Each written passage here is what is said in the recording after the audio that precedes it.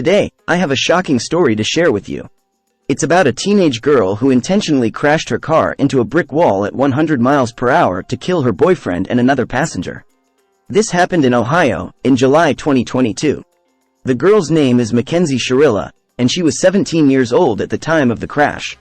She was driving a 2018 Toyota Camry with her 20-years-old boyfriend, Dominic Russo, and their mutual friend, 19-years-old Davion Flanagan.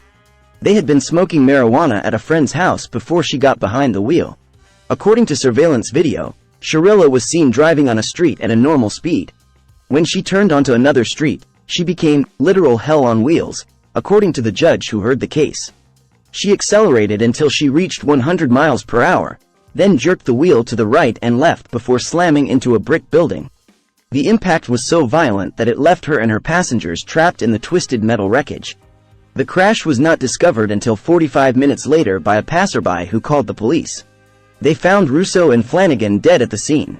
Shirilla was still alive, but seriously injured. She had to be pried out of the driver's seat by firefighters. You might be wondering why she did this. What was her motive? Well, according to prosecutors, Shirilla wanted to end her turbulent relationship with Russo. They had evidence from her cell phone that showed she had driven near the business park where the crash happened a few days before. They also showed a video of her and Russo arguing, in which she threatened to key his car.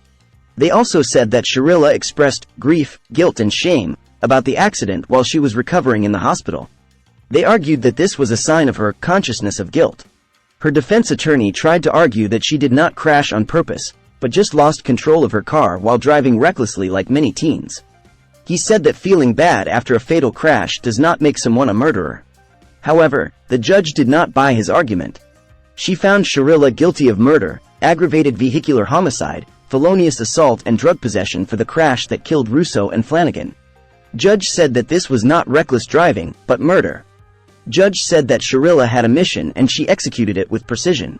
She said that the decision was death. Shirilla sobbed uncontrollably as the judge announced her verdict on Monday. She faces life in prison with no chance of parole until she spends at least 15 years behind bars. She will be sentenced later this month. This is such a tragic and horrifying story. I can't imagine what the families of the victims are going through right now. And I can't understand how someone can do something so cruel and evil to someone they supposedly loved.